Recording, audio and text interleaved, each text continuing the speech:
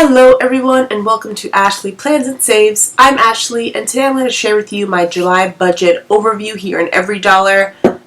There's some exciting things that have happened over the last couple of days that changed my budget decently significantly, and that is this extra side hustle that I was able to snag. So it was like a survey, like one of those online survey group things that you do little surveys, you make like a few cents basically. But I did sign up for ones that if they contact you, you could go into a center and do like a few hours or a day-long survey or something like that and get paid a bit more. And last week I was called for a 2-day survey consumer thing that would pay $500 for those 2 days, and there was like a raffle one day. So in total I got a gift card worth $525, which I was completely floored when I got this. Like when it was actually in fact true. Like on the first day when I went, I was like texting my roommate like, if you don't hear from me from this amount of time, I was probably like assaulted somewhere because it just seemed too good to be true. But here I am a few days later. I have the gift card. It works. And that's very exciting. So I have an additional $525 in my July income from this Visa gift card that I got from working on this study. And now my 2 paychecks in July from my teaching job, even though it's summertime, I still get paid throughout the summer. July 11th, I'll get $1475.74, and July 25th, I expect to get $1475.74 as my base salary. Rolling over from my June budget was $72.37. Now, theoretically, that was supposed to help me with my spending for this first week in July since I don't get paid until the 11th. But I'll get to what I plan to do with spending in a couple of minutes. Last month rollover, besides the spending goal of $72.37, was $0. And then my sister I think she said she's repaying me this weekend, but I'm not sure, so I just didn't include it here in the plan. But that brings my expected income for July to be $3,548.85. Now with savings, this is more of a typical month of savings. June was a 3-paycheck month, so savings was a bit higher, but this is more like May and March and things like that. So Roth IRA gets $450, my clothing sinking fund gets $30, and I hope to be using some of that sinking fund while I'm out in Texas if I find any good deals, stuff like that. Family, so total right now that sinking fund has $160. Family gifts get $15 to bring it to $141.61. My Lyft and Uber sinking fund has $15 that I plan to contribute, and that'll bring it to $34.75. Travel sinking fund gets another $100, and that'll leave it at $415.54. My personal savings or down payment sinking fund is at $950, and that'll bring it to $3,971.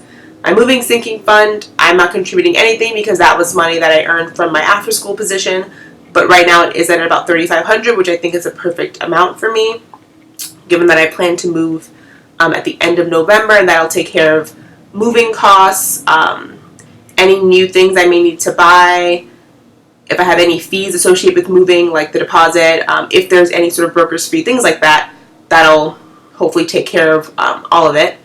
Emergency fund, there's no contributions because I'm at $9,000 there. And fund money long term, it says I'm at $594. I feel like that's inaccurate, but I'll go double check that. That's money that I earned from, or that I got back from my tax refund at the beginning of the year. So over the course of this next year, I'll use that when I want to do fun things, basically whatever I want. That's my slush fund, basically. So those are all my savings categories. For spending here, there's a few expenses that I've already plugged in just because it happened July 1st through now, today, July 3rd. But really there's no money planned here for the most part for the month of July.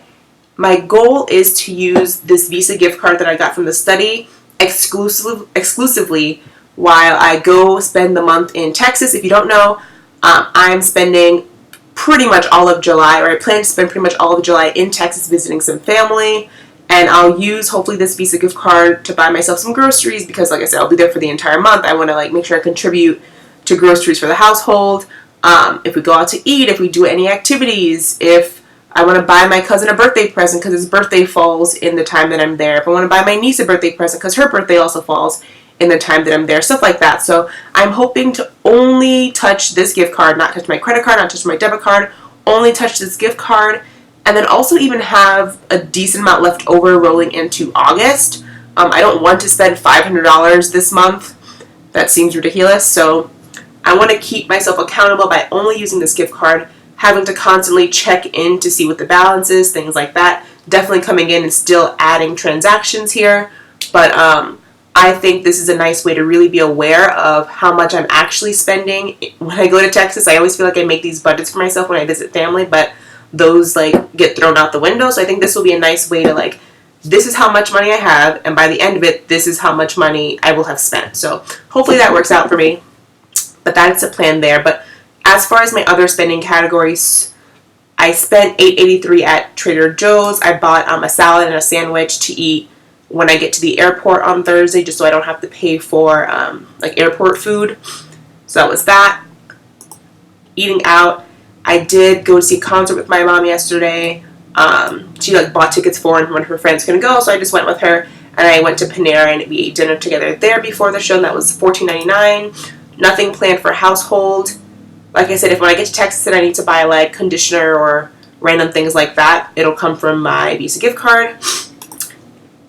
This miscellaneous was a train ticket that I bought. For some reason, my like flexible spending transit card was not working with the machine, and I just didn't want to stand there redoing the same transaction so many times to see if it would finally work. So I just used my credit card on that, and maybe I'll file a claim with them to see if I can get that back. But like with a month like this, I don't really mind it.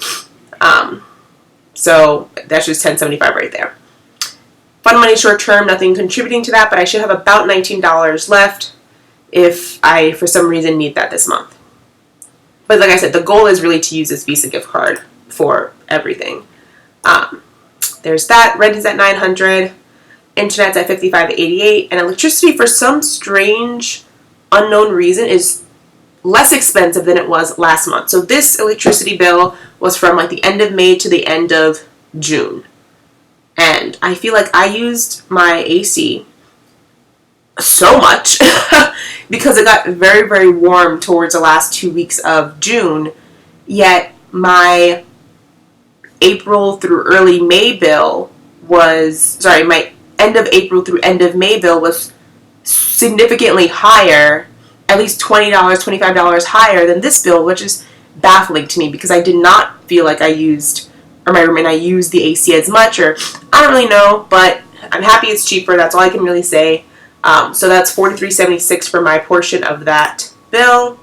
Subscriptions, $40 for my phone. Netflix is $12.99, and then Spotify is $9.99. All things the same there. And then again, the rollover for spending, just like I did at the end of June, at the end of July, I want to make sure I have $80 rolling over into my August budget for my spending, like groceries and household stuff, just so that my tracking of expenses doesn't roll so deep into, the second week of August, because I don't think I get paid until maybe August 8th or August 7th or something along those lines. So I want to have money for the first week before I get paid. So that's the plan there. And as you see, I do have about $286 left in my budget because that is money that is typically in my spending category. I don't know what the plan is for that. If all goes well with this Visa gift card, I'll have this amount left over in cash in my account at the end of the month. So I might contribute that towards, but I might contribute this money towards my fund money long term, just because I want to. But I have to put some thought into that over the course of this month. So when I do my recap at the end of July, I'll have hopefully a better idea of what to do with that money. But that is pretty much it, you guys. I really hope you enjoyed this video. If you liked it, please consider giving the video a like. If you're interested to see what my budgets look like throughout the month of July, and especially the end of July recap to see what I was able to do while in Texas, please consider subscribing so you're notified when I post that video. Otherwise, I hope you have a great day, and I'll talk to you guys next time. Bye, everyone.